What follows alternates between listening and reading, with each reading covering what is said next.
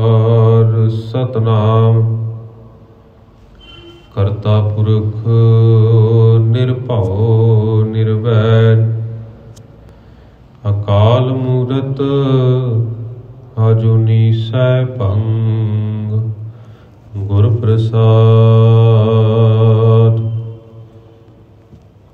श्री नानक पद पंकज बंदन पद पंकज बंदन सिमरो अंगद दोख निकंदन। अमरदास गुर हृदय त्यावो हृदय त्यावो। श्री गुरु रामदास गुण गावो। श्री अर्जन बिघनन के नाशक बिघनन के नाशक। हर गोबिंद शुभ समत प्रकाशक। श्री हर राय नमो कर जोरी नमो कर जोरी। गुरु हर कृष्ण मनाए बहोरी। तेग बहादुर परम कृपाला परम कृपाला। श्री गुरु गोबिंद सिंह बेसाला। तरों तरा पर पुन पुन सीसा जी पुन पुन सीसा। बंदों बार बार जगदीसा।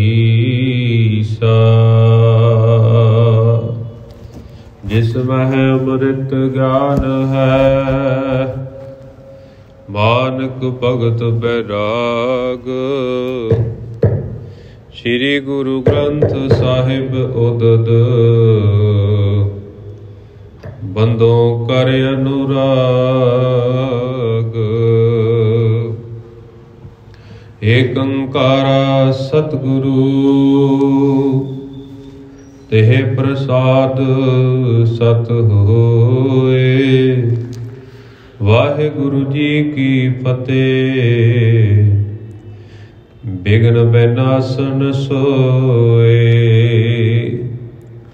वाहिगुरु जी की फतेह बिघ्न बिनाशन सोए।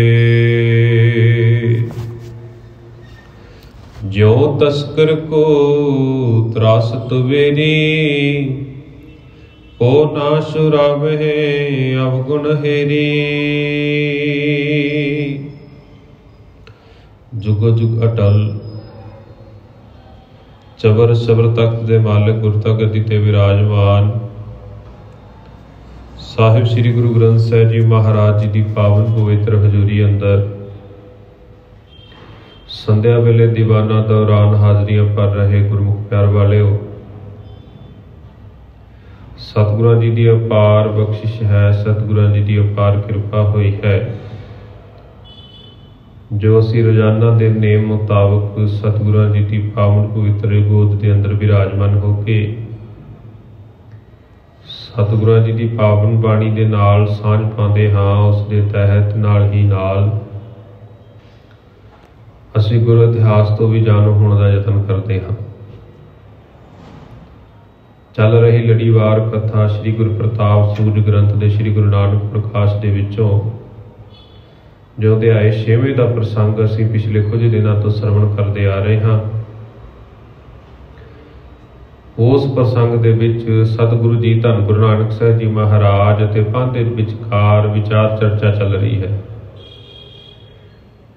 पंथ सतगुरु जी ने सवाल करता है कि हे पातशाह जी मैं आप जी को गुरु धारण किया है, तुहाडे जिहड़े वचन ने ना मन नूं धीरज देने वाले ने,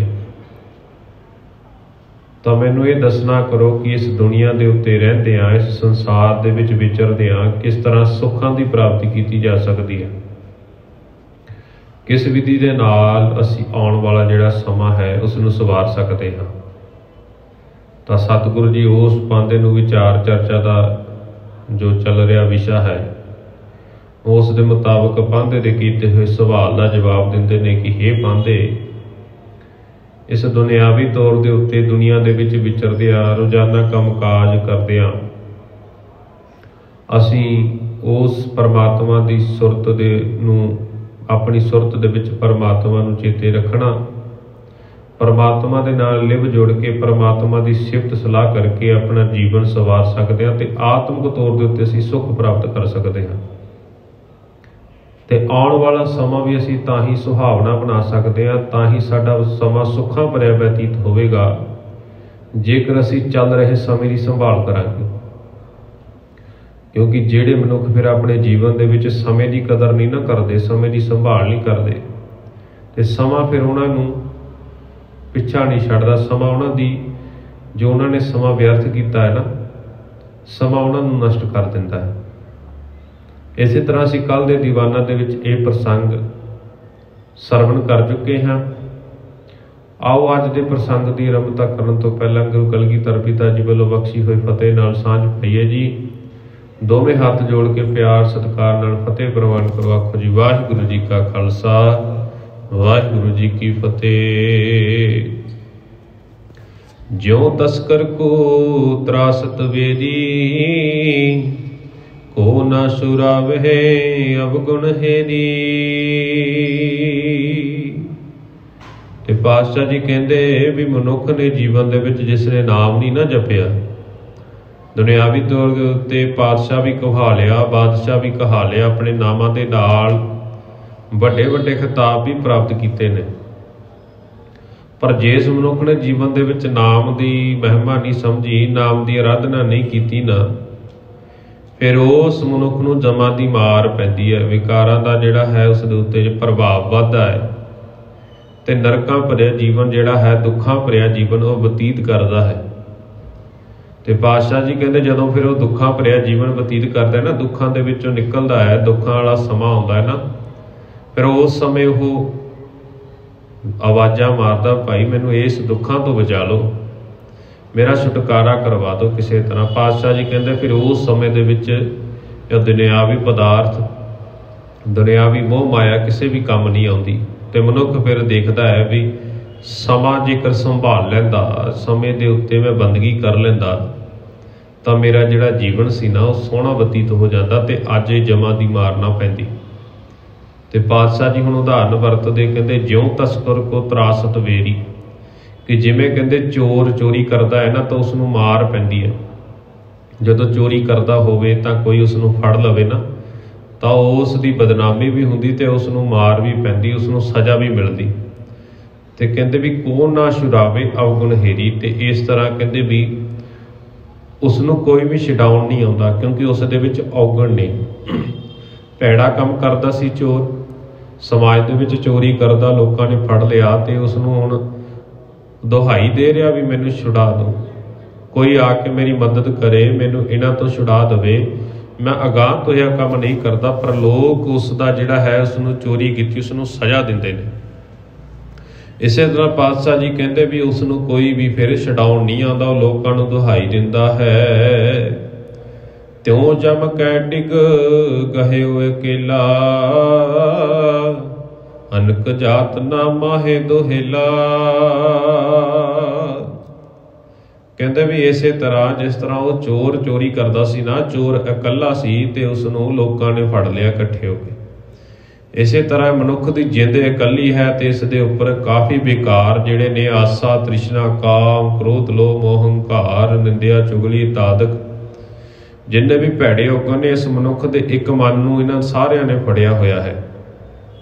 ਤੇ ਅਨੇਕਾਂ ਪ੍ਰਕਾਰ ਦੀਆਂ ਸਜ਼ਾਵਾਂ ਪਾਉਂਦਾ ਮਨੁੱਖ, ਫਿਰ ਮਾਨਸਿਕ ਤੌਰ ਦੇ ਉੱਤੇ ਅਨੇਕਾਂ ਤਰ੍ਹਾਂ ਦੀਆਂ ਸਜ਼ਾਵਾਂ ਭੁਗਤਦਾ ਹੈ, ਪਛਤਾਵਾ ਹੁੰਦਾ ਹੈ ਤੇ ਫਿਰ ਉਹ ਦੁਖੀ ਹੁੰਦਾ ਹੈ। ਤੇ ਇਸ ਤੋਂ ਕੋਈ ਵੀ ਫਿਰ ਕਹਿੰਦੇ ਉਸ ਨੂੰ ਛਡਾਉਣ ਵਾਲਾ ਨਹੀਂ। ਅਨੇਕ ਜਾਤ ਨਾ ਮਾਹੇ ਦੁਹੇਲਾ, ਕਿ ਉੱਥੇ ਉਸ ਨੂੰ ਛਡਾਉਣ ਵਾਲਾ ਫਿਰ ਕੋਈ ਨਹੀਂ ਹੁੰਦਾ, ਅਨੇਕਾਂ ਤਰ੍ਹਾਂ ਦੀਆਂ ਸਜ਼ਾਵਾਂ ਭੁਗਤਦਾ ਹੈ।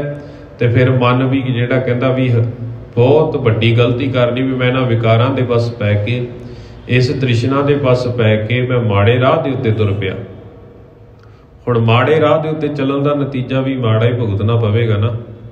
ਤਾਂ ਇਸੇ ਤਰ੍ਹਾਂ ਪਾਤਸ਼ਾਹ ਜੀ ਉਸ ਪਾਂਧੇ ਨੂੰ ਸਮਝਾਉਣਾ ਕਰਦੇ ਨੇ ਕਿ ਫਿਰ ਜਦੋਂ ਜਮਾਂ ਦੀ ਫਾਹੀ ਪੈਂਦੀ ਨਾ, ਜਦੋਂ ਵਿਕਾਰ ਹਾਵੀ ਹੁੰਦੇ, ਵਿਕਾਰਾਂ ਦਾ ਜਦੋਂ ਨਤੀਜਾ ਭੁਗਤਣਾ ਪੈਂਦਾ, ਤਾਂ ਫਿਰ ਕਹਿੰਦੇ ਵੀ ਉਹ ਵੀ ਮਨੁੱਖ ਦੁਹਾਈ ਦਿੰਦਾ, ਭਾਈ ਮੈਨੂੰ ਛਡਾ ਲਓ। ਤਾਂ ਪਾਤਸ਼ਾਹ ਜੀ ਕਹਿੰਦੇ ਵੀ ਇਸ ਤਰ੍ਹਾਂ ਉਸ ਮਨੁੱਖ ਨੂੰ ਵੀ ਛਡਾਉਣ ਵਾਲਾ ਕੋਈ ਨਹੀਂ ਹੁੰਦਾ। ਦੋਹਰਾ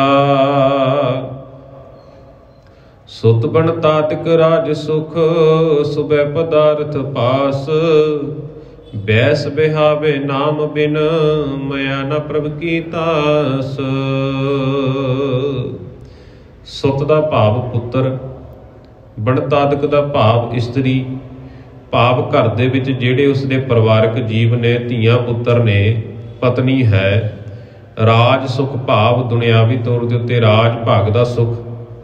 ਪਾਤਸ਼ਾਹ ਜੀ ਕਹਿੰਦੇ ਵੀ ਜਿਸ ਮਨੁੱਖ ਦੇ ਕੋਲ ਧੀਆਂ ਪੁੱਤਰ ਵੀ ਨੇ, ਪਰਿਵਾਰ ਦੇ ਸਾਰੇ ਜੀਵ ਵੀ ਨੇ, ਰਾਜ ਭਾਗ ਦਾ ਸੁਖ ਵੀ ਪ੍ਰਾਪਤ ਕਰ ਰਿਹਾ ਨਾ, ਸਾਰੇ ਪਦਾਰਥ ਉਹਦੇ ਕੋਲ ਨੇ ਸੁੱਖਾਂ ਵਾਲੇ। ਬੈਸ ਬਿਹਾਵੇ ਨਾਮ ਬਿਨ, ਮਇਆ ਨਾ ਪ੍ਰਭ ਕੀ ਤਾਸ। ਤੇ ਪਾਤਸ਼ਾਹ ਜੀ ਫਿਰ ਆਖਦੇ ਨੇ ਕਿ ਨਾਮ ਤੋਂ ਵਾਂਝਾ ਹੋਣ ਕਰਕੇ ਨਾ ਮਨੁੱਖ ਦੁਨਿਆਵੀ ਤੌਰ ਦੇ ਉੱਤੇ ਚਾਹੇ ਰਾਜਾ ਹੋਵੇ, ਦੁਨੀਆ ਦੀ ਸਾਰੇ ਸੁੱਖ ਭੋਗਦਾ ਹੋਵੇ, ਕਹਿੰਦੇ ਨਾਮ ਤੋਂ ਬਿਨਾਂ ਉਹ ਫਿਰ ਮਨੁੱਖ ਜਿਹੜਾ ਹੈ ਉਹ ਆਪਣੀ ਉਮਰ ਜਿਹੜੀ ਹੈ, ਤਾਸ ਜਿਹੜੀ ਹੈ ਉਮਰ, ਉਹ ਅਜਾਈ ਗਵਾ ਰਿਹਾ, ਵਿਅਰਥ ਗਵਾ ਰਿਹਾ।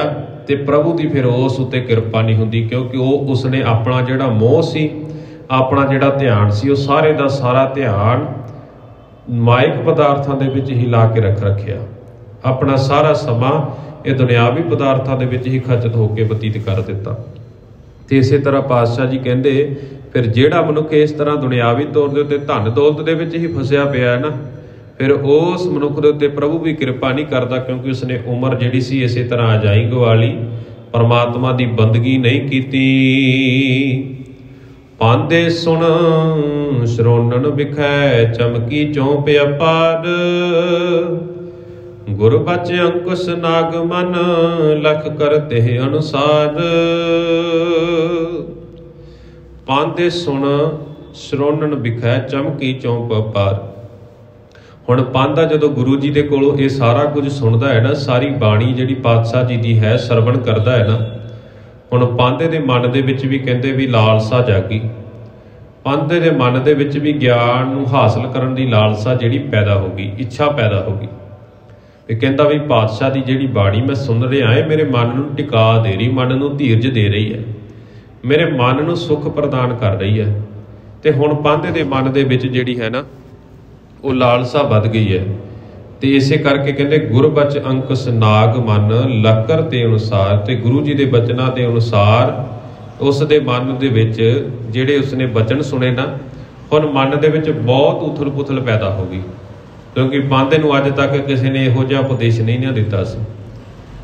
ਉਸ ਨੂੰ ਤਾਂ ਦੁਨਿਆਵੀ ਤੌਰ ਦੇ ਉੱਤੇ ਇਹੀ ਪਤਾ ਸੀ ਵੀ ਜਿਸ ਤਰ੍ਹਾਂ ਦੁਨਿਆਵੀ ਰਾਜੇ ਮਹਾਰਾਜੇ ਆਉਂਦੇ ਨੇ, ਲੋਕਾਂ ਦੇ ਉੱਤੇ ਆਪਣੀ ਹਕੂਮਤ ਕਰਕੇ ਲੋਕਾਂ ਨੂੰ ਲੁੱਟ ਕੇ ਚਲੇ ਜਾਂਦੇ ਨੇ, ਇਸੇ ਤਰ੍ਹਾਂ ਪਾਂਧਾ ਵੀ ਜਿੰਨਾ ਕੁ ਉਸ ਦਾ ਜ਼ੋਰ ਚੱਲਦਾ ਸੀ ਉਹ ਲੁੱਟਮਾਰ ਕਰ ਲੈਂਦਾ ਸੀ, ਕਿਸੇ ਨਾ ਕਿਸੇ ਤਰ੍ਹਾਂ ਧਨ ਦੌਲਤ ਇਕੱਠੀ ਕਰ ਲੈਂਦਾ ਸੀ।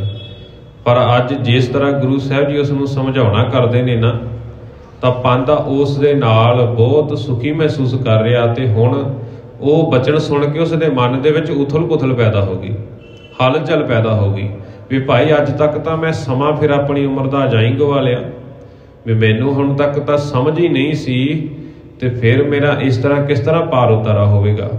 ਤੇ ਹੁਣ ਪਾਂਧੇ ਦਾ ਜਿਹੜਾ ਹੁਣ ਅੰਦਰ ਮਨ ਦੇ ਵਿੱਚ ਨਾ, ਹੁਣ ਅਪਾਰ ਲਾਲਸਾ ਵੱਧ ਗਈ, ਮੈਂ ਹੋਰ ਗੁਰੂ ਸਾਹਿਬ ਜੀ ਤੋਂ ਗਿਆਨ ਹਾਸਲ ਕਰਾਂ।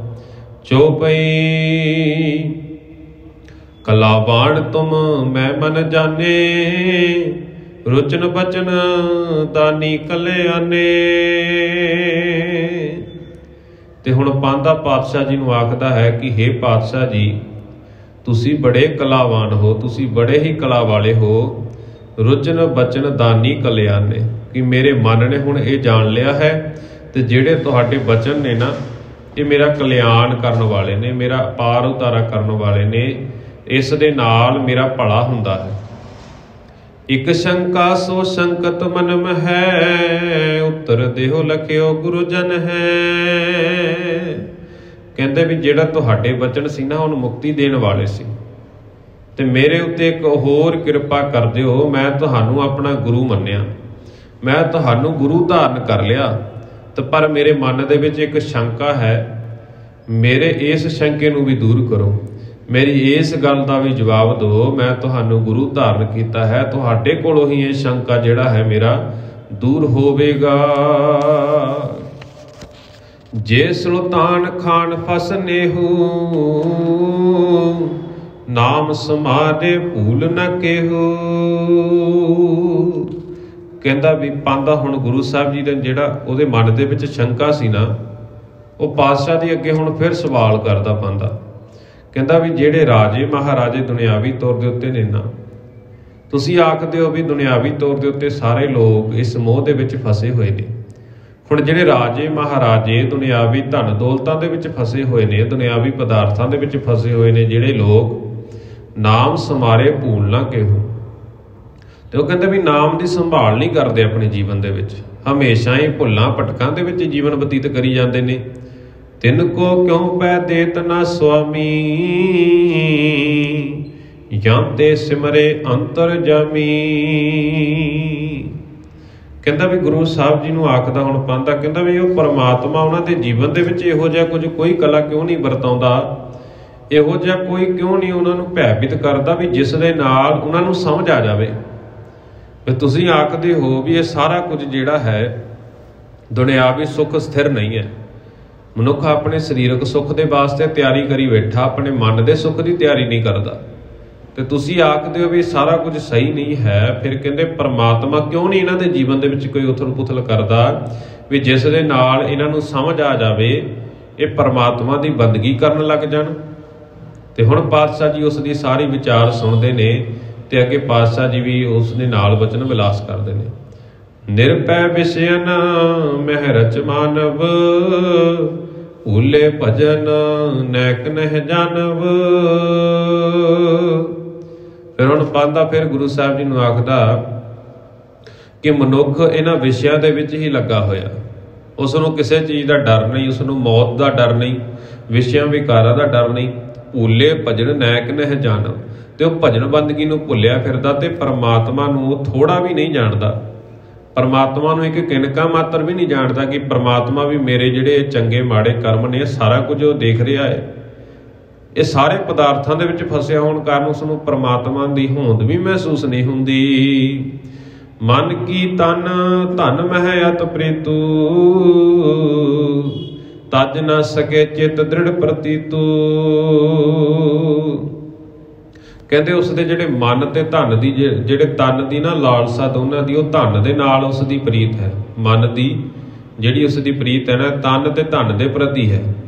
ਉਹ ਤਨ ਦੇ ਲਈ ਧਨ ਦੇ ਲਈ ਹੀ ਆਪਣਾ ਜੀਵਨ ਜਿਹੜਾ ਹੈ ਉਹ ਬਸਰ ਕਰ ਰਿਹਾ ਹੈ। ਇਹ ਪ੍ਰੀਤ ਉਹ ਛੱਡ ਨਹੀਂ ਸਕਦਾ ਆਪਣੇ ਜੀਵਨ ਦੇ ਵਿੱਚ। ਤਜ ਨਾ ਸਕੇ ਚਿੱਤ ਦ੍ਰਿੜ ਪ੍ਰਤੀਤੂ, ਤੇ ਚਿੱਤ ਦੇ ਵਿੱਚ ਇਹ ਦ੍ਰਿੜ ਪ੍ਰਤੀਤ ਜਿਹੜੀ ਪ੍ਰਤੀਤ ਹੈ ਨਾ, ਇਸ ਨੇ ਪ੍ਰੀਤ ਪਾਈ ਹੋਈ ਹੈ ਇਹਨਾਂ ਪਦਾਰਥਾਂ ਦੇ ਨਾਲ, ਤੇ ਉਸ ਨੂੰ ਛੱਡ ਨਹੀਂ ਸਕਦਾ। ਦੋਹਰਾ ਥਿਰਤਾ ਸੀ ਸੰਸਾਰ ਮੈਂ, ਲਖ ਸੰਚਤ ਅਤ ਆਤ। ਸੁਨਤ ਸ਼ਰਵਣ ਆਨਨ ਭਣਤ, ਨਾਨਕ ਦੀਨਾ ਨਾਥ। ਹੁਣ ਪਾਂਦਾ ਆਖਦਾ ਵੀ ਪਾਤਸ਼ਾਹ ਜੀ, ਮੈਂ ਤੁਹਾਡੇ ਕੋਲੋਂ ਬਚਨ ਸਰਵਣ ਕੀਤੇ, ਪਰ ਇਹ ਦੁਨਿਆਵੀ ਲੋਕ ਜਿਹੜੇ ਧਨਾੜ ਲੋਕ ਨੇ, ਇਹਨਾਂ ਨੂੰ ਵੀ ਕੁਝ ਸਮਝਾਉਣਾ ਕਰਨਾ। ਪਰਮਾਤਮਾ ਕਿਉਂ ਨਹੀਂ ਇਹਨਾਂ ਨੂੰ ਕੁਝ ਸਮਝਾਉਂਦਾ? ਪਰਮਾਤਮਾ ਕਿਉਂ ਨਹੀਂ ਇਹਨਾਂ ਦੇ ਜੀਵਨ ਦੇ ਵਿੱਚ ਕੁਝ ਇਹੋ ਜਿਹੀ ਸਥਿਤੀ ਬਣਾਉਂਦਾ ਵੀ ਇਹਨਾਂ ਨੂੰ ਸਮਝ ਆ ਸਕੇ?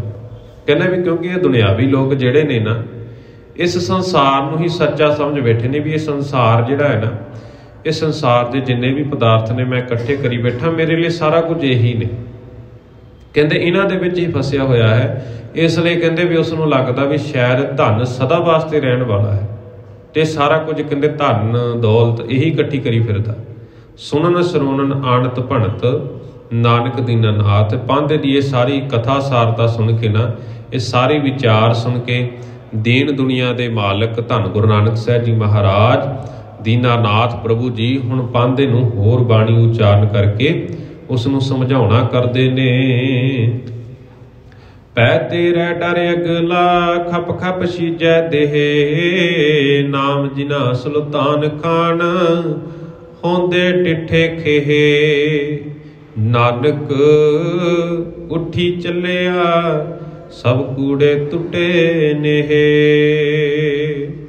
ਹੁਣ ਪਾਤਸ਼ਾਹ ਜੀ ਜਿਹੜਾ ਪਾਂਧੇ ਪ੍ਰਤੀ ਸ਼ਬਦ ਉਚਾਰਨ ਕਰਦੇ ਨੇ ਨਾ, ਜਾਲ ਮੋਹ ਘਸ ਮਸ ਕਰ, ਮਤ ਕਾਗਦ ਕਰ ਸਾਰ, ਭਾਉ ਕਲਮ ਕਰ ਚਿਤ ਲਿਖਾਰੀ, ਗੁਰ ਪੁੱਛ ਲਿਖ ਵਿਚਾਰ। ਇਹ ਉਸ ਪਾਵਨ ਸ਼ਬਦ ਦਾ ਗੁਰੂ ਸਾਹਿਬ ਜੀ ਹੁਣ ਚੌਥਾ ਪਦਾ ਪਾਂਧੇ ਨੂੰ ਸੁਣਾਉਣਾ ਕਰਦੇ ਨੇ।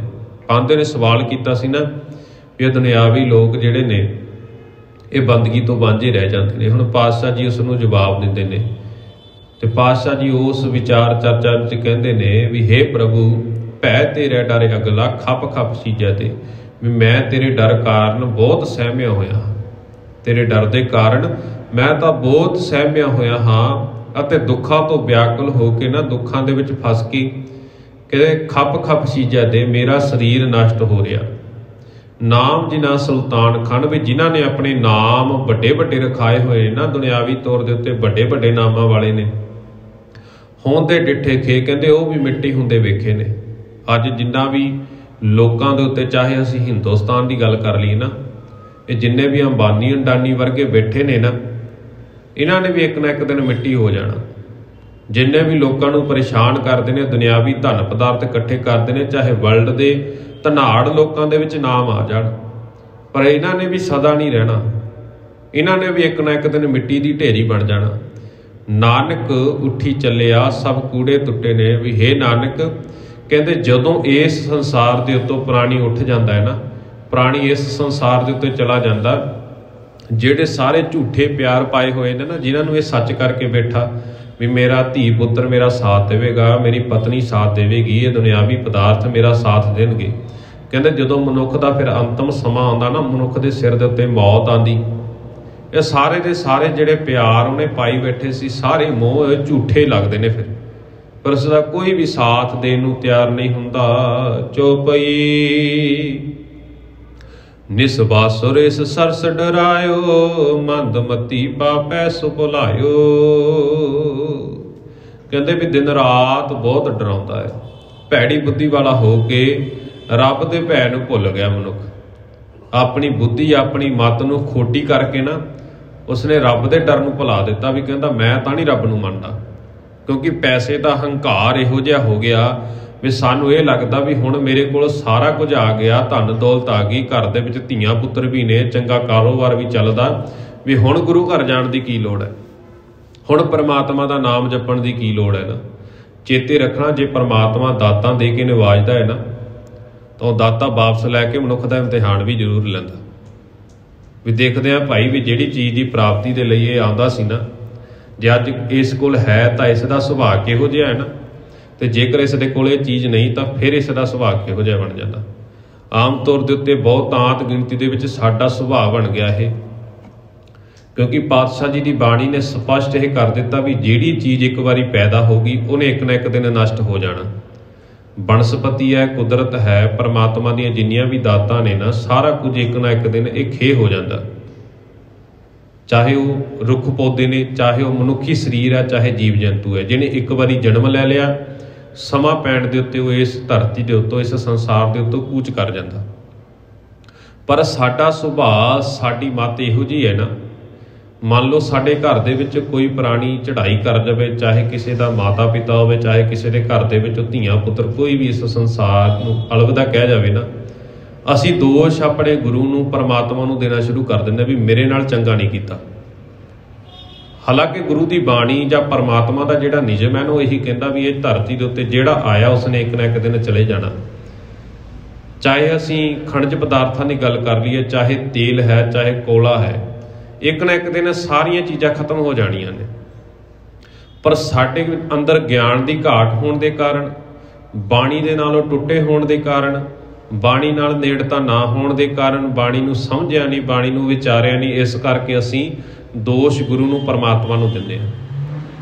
ਤੇ ਫਿਰ ਜਿਨ੍ਹਾਂ ਨੇ ਅਸਲ ਦੇ ਵਿੱਚ ਗੁਰਬਾਣੀ ਦੀ ਵਿਚਾਰਧਾਰਾ ਨੂੰ ਸਮਝਿਆ ਨਾ, जिन्हां ने अपने जीवन दे विच परमात्मा की सिफत सलाह नूं समझिया, परमात्मा नूं महसूस किया, परमात्मा के निजम नूं समझिया, परमात्मा के नाम नूं समझिया, तो फिर वो तत्तियां तवियां के उत्ते बैठ के भी उस परमात्मा के भाणे नूं मिठा करके मनते हैं।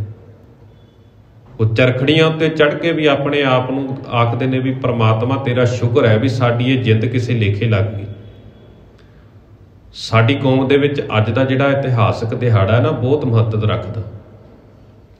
असीं रोज़ाना गुरु घर दे विच जां घरां दे विच भी जदों देखदे हां ना अरदास करदे हां, अरदास दे विच असीं पैरा एक पढ़दे हां, जिन्हां ਸਿੰਘਾਂ ਸਿੰਘਣੀਆਂ ने धर्म हेत सीस दिते, बंद बंद कटाए खोपरियां लुहाइयां, चरखड़ियां ते चढ़े आरियां नाल चरवाए गए, गुरुद्वारियां दी सेवा लई कुर्बानियां कीतियां, धर्म नहीं हारिया, सिੱਖੀ केसां सवासां नाल निभाही, तिन्हां दी कमाई दा ध्यान धर के खालसा जी बोलो जी वाहिगुरू।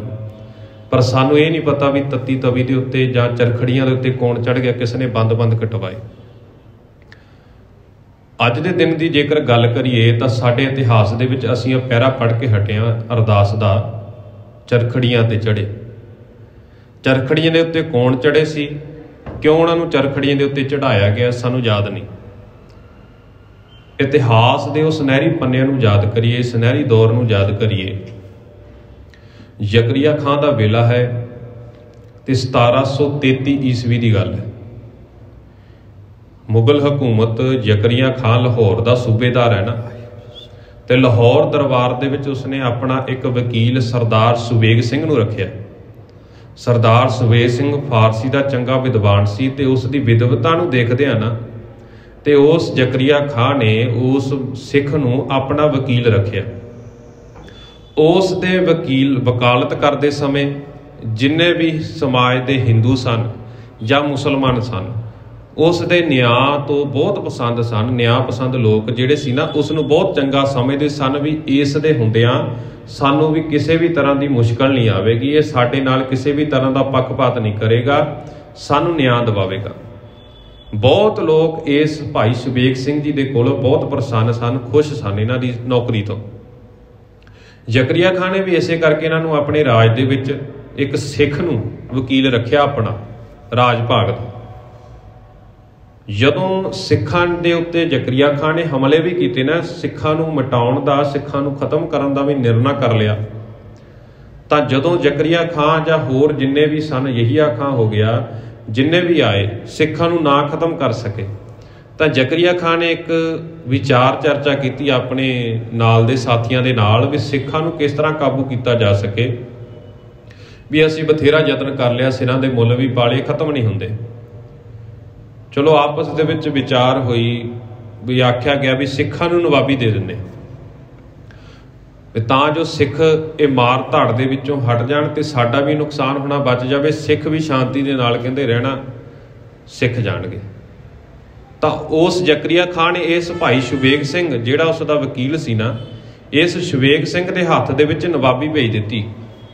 तो नवाबी भाई बाबा कपूर सिंह जी, नवाब कपूर सिंह जिन्होंने असीं कहने, नाम असल दे विच कपूर सिंह सी, तो नवाबी मिलण दे कारण इन्हां दे नां दे नाल नवाब लग गया, तो इन्होंने नवाबी का खिताब दिता। असल दे विच जदों नवाबी दे ओह कागजात लैके ना सिखां दे कोल पहुंचे भाई सुबेग सिंह, इतिहासकार लिखते हैं भी वो कागज़ जिहड़े सी ना खिताब वाले, नवाब वाले, वो किन्ना चिर कहते भी संगत के जोड़ियां दे विच ही पए रहे, किन्ने दिन, क्योंकि कोई नवाबी लैण नूं तैयार नहीं सी। वो आखदा सी मैं तो गुरु घर का सेवक हाँ, मैं सेवादारी करनी आ, चाहे मैनूं लंगरां दे विच सेवादारी करन नूं मौका मिल जाए, चाहे जूठे बर्तन मांजण नूं मौका मिल जाए, चाहे मैं घोड़ियां दी लिद साफ करां, पर मैं सेवा करनी पंथ दी।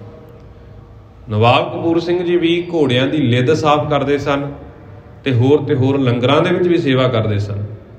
जदों सिख संगत ने आख्या भी कपूर सिंह वर्गा सानू कोई नहीं भी जिहड़ा इस नवाबी दे लायक होवे, ते कपूर सिंह जी ने उदों भी यही गल आखी सी भी जेकर मैनूं नवाबी दिंदे भी हो ना, तां मैनूं सेवा करन तो ना रोकिओ, मैं इसे तरह संगत दे विच पक्खा चलांगा, लंगर वरतावांगा, लंगर पकाउण दी सेवा, बनाउण दी सेवा, वरताउण दी सेवा, होर ते होर मैं घोड़ियां दी लिद भी साफ करदा रहांगा, चाहे मैं नवाब बन जावां। तो इस तरह जो सुबेग सिंह वो नवाबी लैके आया ना सिखां दे कोल, ਤਾਂ ਜ਼ਕਰੀਆ ਖਾਂ ਨੇ ਉਸ ਸਵੇਗ ਸਿੰਘ ਨੂੰ ਸਿੱਖਾਂ ਦੇ ਕੋਲ ਭੇਜਿਆ ਸੀ ਸਿੱਖਾਂ ਦੇ ਨਾਲ ਸਮਝੌਤਾ ਕਰਨ ਦਾ। ਖੈਰ ਸਿੱਖਾਂ ਨੇ ਉਸ ਨਵਾਬੀ ਦੇ ਕਾਰਨ ਜ਼ਕਰੀਆ ਖਾਂ ਦਾ ਥੋੜਾ ਧਿਆਨ ਘਟ ਗਿਆ। ਸਿੱਖਾਂ ਨੇ ਆਪਣੀ ਤਾਕਤ ਨੂੰ ਹੋਰ ਮਜ਼ਬੂਤ ਕਰ ਲਿਆ, ਜਿਸ ਦੇ ਨਾਲ ਸਿੱਖ ਰਾਜ ਸਥਾਪਿਤ ਹੋ ਜਾਂਦਾ। ਸਮਾਂ ਬੀਤਦਾ ਗਿਆ। ਸੁਬੇਗ ਸਿੰਘ ਦਾ ਪੁੱਤਰ ਭਾਈ ਸ਼ਹਿਬਾਜ਼ ਸਿੰਘ ਮਦਰਸੇ ਦੇ ਵਿੱਚ ਪੜ੍ਹਨ ਜਾਂਦਾ, ਫਾਰਸੀ ਸਿੱਖਣ ਦੇ ਲਈ ਜਾਂਦਾ, ਤੇ ਉੱਥੇ ਦੇ ਜਿਹੜੇ ਬਾਕੀ ਦੇ ਸਟੂਡੈਂਟ ਸਨ, ਬਾਕੀ ਦੇ ਵਿਦਿਆਰਥੀ ਸਨ, ਮੁਸਲਮਾਨ ਸਨ, ਹਿੰਦੂ ਵੀ ਆਉਂਦੇ ਸਨ। ਤੇ ਮੁਸਲਮਾਨ ਬੱਚੇ ਨੇ ਉਸ ਨੂੰ ਕਿਸੇ ਸਿੱਖੀ ਦੇ ਨਾਲ ਰਿਲੇਟਡ ਉਸ ਨੂੰ ਨਾ ਤੰਗ ਪਰੇਸ਼ਾਨ ਕਰਨਾ ਸ਼ੁਰੂ ਕਰ ਦਿੱਤਾ। ਭਾਈ ਸ਼ਹਿਬਾਜ਼ ਸਿੰਘ ਨੇ ਸਿੱਖੀ ਦੇ ਨਾਲ ਪ੍ਰੀਤ ਜ਼ਾਹਰ ਕਰਦਿਆਂ ਉਸ ਦੇ ਜਿੰਨੇ ਵੀ ਸਵਾਲ ਸਨ ਉਹਨਾਂ ਸਾਰਾ ਸਵਾਲਾਂ ਦਾ ਜਵਾਬ ਦੇ ਦਿੱਤਾ। ਤੇ ਮੁਸਲਮਾਨ ਉਸ ਬੱਚੇ ਨੇ ਆਪਣੀ ਜਿਹੜੀ ਉਸ ਹਾਰ ਦਾ ਜਿਹੜਾ ਨਾ ਬਹੁਤ ਆਪਣੇ ਅੰਦਰ ਮਨ ਦੇ ਵਿੱਚ ਬਹੁਤ ਉਸ ਨੂੰ ਬੁਰਾ ਲੱਗਾ ਵੀ ਮੈਂ ਜਿਸ ਤਰ੍ਹਾਂ ਇਸ ਨੂੰ ਚੜਾਉਂਦਾ ਸੀ ਇਸ ਨੇ ਤਾਂ ਮੈਨੂੰ ਹੁਣ ਬੋਲਣ ਜੋਗਾ ਨਹੀਂ ਛੱਡਿਆ। ਜਿਹੜੇ ਲੋਕ ਉਸ ਸਮੇਂ ਭਾਈ ਸੁਬੇਗ ਸਿੰਘ ਦੇ ਜਿਹੜੇ ਨਾਲ ਸਾਥੀ ਸਨ ਨਾ, ਚੰਗਾ ਸਮਝਦੇ ਸਨ, ਜਿਹੜੇ ਲੋਕ ਉਹਨਾਂ ਨੂੰ ਪਸੰਦ ਕਰਦੇ ਸਨ, ਦੂਜੇ ਪਾਸੇ ਇਹੋ ਜਿਹੇ ਲੋਕ ਵੀ ਸਨ ਜਿਹੜੇ ਉਹਨਾਂ ਤੋਂ ਤੰਗ ਆਏ ਹੋਏ ਸਨ। ਕਿਸੇ ਨਾ ਕਿਸੇ ਤਰ੍ਹਾਂ ਇਸ ਨੂੰ ਇਸ ਅਹੁਦੇ ਤੋਂ ਹਟਾ ਦਿੱਤਾ ਜਾਵੇ, ਕਿਉਂਕਿ ਉਹ ਜਿਹੜੇ ਲੋਕ ਹੁਣ ਰਿਸ਼ਵਤ ਦੇ ਕੇ ਕੰਮ ਕਰਵਾਉਣਾ ਚਾਹੁੰਦੇ ਸਨ ਤੇ ਉਹ ਭਾਈ ਸੁਬੇਗ ਸਿੰਘ ਮਨਾ ਕਰ ਦਿੰਦੇ ਸਨ। ਜਦੋਂ ਉਹਨਾਂ ਨੂੰ ਪਤਾ ਲੱਗਾ ਵੀ ਹਾਂ ਵੀ ਇਸ ਤਰ੍ਹਾਂ ਇਸ ਦਾ ਪੁੱਤਰ ਮਦਰਸੇ ਦੇ ਵਿੱਚ ਪੜ੍ਹਦਾ ਤੇ ਸਾਡੇ ਬੱਚਿਆਂ ਦੇ ਨਾਲ ਇਸ ਨੇ ਇਹ ਵਿਚਾਰ ਚਰਚਾ ਕੀਤੀ ਤੇ ਸਾਡੇ ਬੱਚੇ ਇਸ ਨੂੰ ਹੁਣ ਘਿਣਾ ਮਹਿਸੂਸ ਕਰਦੇ ਨੇ ਨਾ, ਤਾਂ ਉਹਨਾਂ ਲੋਕਾਂ ਨੂੰ ਵੀ ਇੱਕ ਬਹਾਨਾ ਮਿਲ ਗਿਆ ਵੀ ਚਲੋ ਇਸ ਤਰੀਕੇ ਦੇ ਨਾਲ ਇਹਨਾਂ ਨੂੰ ਕਿਸੇ ਨਾ ਕਿਸੇ ਤਰ੍ਹਾਂ ਕਾਬੂ ਕੀਤਾ ਜਾਵੇ। ਯਹੀਆ ਖਾਂ ਦੇ ਕੋਲ ਇਹ ਸਾਰੀ ਗੱਲਬਾਤ ਪਹੁੰਚੀ ਵੀ ਇਸ ਨੂੰ ਕਿਸੇ ਤਰ੍ਹਾਂ ਵੀ ਇੱਦਾਂ ਕਰਕੇ ਸਾਡੇ ਬੱਚਿਆਂ ਦੇ ਨਾਲ ਇਹ ਗਲਤ ਕਰ ਰਿਹਾ, ਸਾਡੇ ਬੱਚਿਆਂ ਨੂੰ ਚਿੜਾ ਰਿਹਾ, ਸਾਡੇ ਬੱਚਿਆਂ ਨੂੰ ਮੰਦਾ ਚੰਗਾ ਬੋਲ ਰਿਹਾ। ਇੱਥੋਂ ਤੱਕ ਵੀ ਆਖ ਦਿੱਤਾ ਵੀ ਇਸ ਬੱਚੇ ਨੇ ਸਾਡੇ ਇਸਲਾਮ ਦੀ ਤੋਹੀਨ ਕੀਤੀ, ਇਸਲਾਮ ਨੂੰ ਚੰਗਾ ਮੰਦਾ ਬੋਲਿਆ। ਜਦੋਂ ਯਹੀਆ ਖਾਂ ਦੇ ਕੋਲ ਇਹ ਗੱਲ ਪਹੁੰਚੀ, ਭਾਈ ਸੁਬੇਗ ਸਿੰਘ ਤੇ ਭਾਈ ਸ਼ਹਿਬਾਜ਼ ਸਿੰਘ ਪਿਓ ਪੁੱਤਰ ਨੇ, ਤੇ ਦੋਨਾਂ ਨੂੰ ਯਹੀਆ ਖਾਂ ਨੇ ਬੁਲਾ ਲਿਆ। ਕਹਿੰਦੇ ਵੀ ਇਹਨਾਂ ਦੇ ਜੋ ਵੀ ਤੁਸੀਂ ਦੱਸਿਆ ਵੀ ਇਸ ਦੇ ਮੁਤਾਬਕ ਜਾਂ ਤਾਂ ਇਹਨਾਂ ਨੂੰ ਇਹ ਆਖਿਆ ਜਾਵੇ ਵੀ ਇਸਲਾਮ ਕਬੂਲ ਕਰ ਲੈਣ ਜਾਂ ਫਿਰ ਇਹਨਾਂ ਨੂੰ ਚਰਖੜੀਆਂ ਤੇ ਚਾੜ ਦਿੱਤਾ ਜਾਵੇ। ਉਹ ਦੋਨਾਂ ਪਿਓ ਪੁੱਤਰਾਂ ਨੇ ਸਿੱਖੀ ਨਾਲ ਇੰਨਾ ਪ੍ਰੀਤ ਸੀ, ਸਿੱਖੀ ਨਾਲ ਇੰਨਾ ਪਿਆਰ ਸੀ, ਚਾਹੇ ਉਹ ਜ਼ਕਰੀਆ ਖਾਂ ਦੇ ਕੋਲ ਨੌਕਰੀ ਵੀ ਕਰਦਾ ਸੀ ਨਾ, ਪਰ ਸਿੱਖੀ ਨਾਲ ਪ੍ਰੇਮ ਨਹੀਂ ਤੋੜਿਆ, ਸਿੱਖੀ ਨਾਲ ਪਿਆਰ ਨਹੀਂ ਟੁੱਟਣ ਦਿੱਤਾ। ਤੇ ਇਸ ਦੇ ਚੱਲਿਆ ਉਹਨਾਂ ਨੇ ਇਸਲਾਮ ਮਤ ਕਬੂਲ ਨਹੀਂ ਕੀਤਾ ਤੇ ਜਿਸ ਦੇ ਪਰਥਾਏ ਉਹਨਾਂ ਨੂੰ 1745 ਈਸਵੀ ਨੂੰ ਅੱਜ ਦੇ ਦਿਨ ਚਰਖੜੀਆਂ ਦੇ ਉੱਤੇ ਚਾੜ ਕੇ ਸ਼ਹੀਦ ਕਰ ਦਿੱਤਾ ਸੀ। ਅਸੀਂ ਅਰਦਾਸ ਦੇ ਵਿੱਚ ਇਹਨਾਂ ਦੋਨਾਂ ਪਿਓ ਪੁੱਤਰਾਂ ਨੂੰ ਆਮ ਤੌਰ ਦੇ ਉੱਤੇ ਜਦੋਂ ਚਰਖੜੀਆਂ ਦੇ ਉੱਤੇ ਚੜ੍ਹੇ ਦੀ ਗੱਲ ਆਉਂਦੀ ਤਾਂ ਇਹ ਦੋਨੋਂ ਪਿਆਰੇ ਸਿੰਘ ਜਿਹੜੇ ਰਿਸ਼ਤੇ ਦੇ ਵਿੱਚ ਪਿਓ ਪੁੱਤਰ ਲੱਗਦੇ ਸਨ ਨਾ, ਇਹਨਾਂ ਦੇ ਪਰਥਾਏ ਇਹ ਸ਼ਬਦ ਵਰਤਿਆ ਗਿਆ ਤੇ ਅੱਜ ਦੇ ਦਿਨ ਇਹਨਾਂ ਦੀ ਸ਼ਹਾਦਤ ਹੋਈ ਸੀ, ਚਰਖੜੀਆਂ ਦੇ ਚਾੜ ਕੇ ਉੱਤੇ ਸ਼ਹੀਦ ਕਰ ਦਿੱਤਾ ਜਾਂਦਾ ਸੀ। ਇਸੇ ਤਰ੍ਹਾਂ ਪਾਤਸ਼ਾਹ ਜੀ ਸਮਝਾਉਣਾ ਕਰਦੇ ਨੇ ਕਿ ਹੁਣ ਪਾਂਧੇ ਦੇ ਨਾਲ ਵਿਚਾਰ ਚਰਚਾ ਹੋ ਗਈ ਕਿ ਦੁਨਿਆਵੀ ਤੌਰ ਦੇ ਉੱਤੇ ਮਨੁੱਖ ਦੇਖਿਆ ਜਾਵੇ ਨਾ, ਦਿਨ ਰਾਤ ਜਿਹੜਾ ਹੈ ਨਾ ਬਹੁਤ ਡਰਾਉਂਦਾ ਹੈ ਤੇ ਭੈੜੀ ਬੁੱਧੀ ਵਾਲਾ ਹੋ ਕੇ ਰੱਬ ਨੂੰ ਭੁੱਲ ਗਿਆ। ਅਸਲ ਦੇ ਵਿੱਚ ਲੋਕਾਂ ਨੂੰ ਮੌਤ ਤਾਂ ਚੇਤੇ ਰਹਿੰਦੀ ਨਾ, ਪਰ ਜਿਹੜੇ ਲੋਕ ਧਨਾੜ ਹੋ ਗਏ ਉਹ ਮੌਤ ਨੂੰ ਹੀ ਭੁੱਲ ਗਏ। ਛਿਨ ਛਿਨ ਆਦੁਰ ਬੀਤਤ ਜਾਈ, ਦਿਨ ਦਿਨ ਦੇਹ ਦਸ਼ਾ ਪਲਟਾਈ। ਕਹਿੰਦੇ ਵੀ ਥੋੜੀ ਥੋੜੀ ਕਰਕੇ ਉਮਰ ਉਹਨਾਂ ਦੀ ਬੀਤਦੀ ਜਾਂਦੀ ਹੈ ਤੇ ਦਿਨ ਦਿਨ ਸਰੀਰ ਦੀ ਹਾਲਤ ਜਿਹੜੀ ਹੈ ਬਦਲਦੀ ਜਾਂਦੀ। ਭਾਵ ਜਿਨ੍ਹਾਂ ਨੇ ਅਸਲ ਦੇ ਵਿੱਚ ਨਾਮ ਦੀ ਬੰਦਗੀ ਨੂੰ ਸਮਝਿਆ ਉਹ ਚਰਖੜੀਆਂ ਦੇ ਉੱਤੇ ਚੜ੍ਹ ਕੇ ਵੀ ਕਹਿੰਦੇ ਵੀ ਪਰਮਾਤਮਾ ਦਾ ਸ਼ੁਕਰ ਮਨਾਉਂਦੇ ਗਏ, ਤੇ ਦੂਜੇ ਪਾਸੇ ਜਿਹੜੇ ਧਨਾੜ ਲੋਕ ਸੀ ਜਿਨ੍ਹਾਂ ਨੇ ਪਰਮਾਤਮਾ ਦੀ ਭੈ ਭਾਵਨੀ ਨੂੰ ਭੁਲਾ ਦਿੱਤਾ ਸੀ ਨਾ, ਮਾਇਕ ਪਦਾਰਥਾਂ ਦੇ ਵਿੱਚ ਲੱਗੇ ਰਹੇ, ਪਾਤਸ਼ਾਹ ਜੀ ਕਹਿੰਦੇ ਵੀ ਉਹ ਵੀ ਫਿਰ ਨਾ ਕਹਿੰਦੇ ਮਿੱਟੀ ਦੀ ਖੇ ਹੋ ਜਾਂਦੇ, ਮਿੱਟੀ ਦੀ ਢੇਰੀ ਹੋ ਜਾਂਦੇ ਨੇ। ਇਸੇ ਕਰਕੇ ਗੁਰੂ ਸਾਹਿਬ ਜੀ ਪਾਂਧੇ ਨੂੰ ਸਮਝਾਉਣਾ ਕਰਦੇ ਨੇ ਕਿ ਚਾਹੇ ਤੇਰੇ ਕੋਲ ਧਨ ਦੌਲਤ ਨਹੀਂ, ਚਾਹੇ ਤੂੰ ਕੰਗਾਲ ਹੈ, ਪਰ ਤੇਰੇ ਜੀਵਨ ਦੇ ਵਿੱਚ ਜੇਕਰ ਬੰਦਗੀ ਹੈ, ਸਿਮਰਨ ਹੈ, ਤੂੰ ਦੁਨੀਆ ਦਾ ਰਾਜਾ ਹੈ, ਤੂੰ ਦੁਨੀਆ ਦਾ ਬਾਦਸ਼ਾਹ ਬਣ ਸਕਦਾ ਜੇਕਰ ਤੇਰੇ ਜੀਵਨ ਦੇ ਵਿੱਚ ਨਾਮ ਸਿਮਰਨ ਹੈ। ਸੋ ਗੁਰੂ ਕਿਰਪਾ ਕਰੇ ਅਸੀਂ ਵੀ ਆਪਣੇ ਜੀਵਨ ਦੇ ਵਿੱਚ ਜਿੱਥੇ ਦੁਨਿਆਵੀ ਪਦਾਰਥਾਂ ਨੂੰ ਇਕੱਠਾ ਕਰਨ ਦੀ ਦੌੜ ਦੇ ਵਿੱਚ ਲੱਗੇ ਹੋਏ ਨਾ, ਜਿੰਨਾ ਵੀ ਸਮਾਂ ਹੋ ਸਕੇ ਆਪਣੇ ਮਨ ਨੂੰ ਟਿਕਾ ਕੇ ਗੁਰੂ ਦੀ ਬੰਦਗੀ ਕਰੀਏ, ਗੁਰਬਾਣੀ ਪੜ੍ਹੀਏ, ਨਾਮ ਸਿਮਰਨ ਦਾ ਜਪ ਕਰੀਏ ਤੇ ਅਸੀਂ ਉਹਨਾਂ ਯੋਧਿਆਂ ਨੂੰ ਯਾਦ ਕਰੀਏ ਜਿਨ੍ਹਾਂ ਨੇ ਸਾਡੀ ਖਾਤਰ ਆਪਣਾ ਬਲਿਦਾਨ ਦੇ ਦਿੱਤਾ, ਆਪਣੀ ਕੁਰਬਾਨੀ ਦੇ ਦਿੱਤੀ, ਤੇ ਆਪਣੇ ਬੱਚਿਆਂ ਨੂੰ ਵੀ ਅੱਜ ਦਾ ਇਤਿਹਾਸ ਜ਼ਰੂਰ ਸੁਣਾਉਣਾ ਕਰੀਏ। ਇੰਨੀਆਂ ਕੁ ਬੇਨਤੀਆਂ ਪ੍ਰਵਾਨ ਕਰਨੀਆਂ, ਬਾਕੀ ਦਾ ਰਹਿੰਦਾ ਪ੍ਰਸੰਗ ਅਸੀਂ ਕੱਲ੍ਹ ਦੇ ਦੀਵਾਨਾਂ ਦੇ ਵਿੱਚ ਸਰਵਣ ਕਰਾਂਗੇ। ਹੋਰਨਾਂ ਭੁੱਲਾਂ ਚੁੱਕਾਂ ਦੀ ਖਿਮਾ ਫਤਿਹ ਪ੍ਰਵਾਨ ਕਰੋ। ਆਖੋ ਜੀ ਵਾਹਿਗੁਰੂ ਜੀ ਕਾ ਖਾਲਸਾ, ਵਾਹਿਗੁਰੂ ਜੀ ਕੀ ਫਤਿਹ।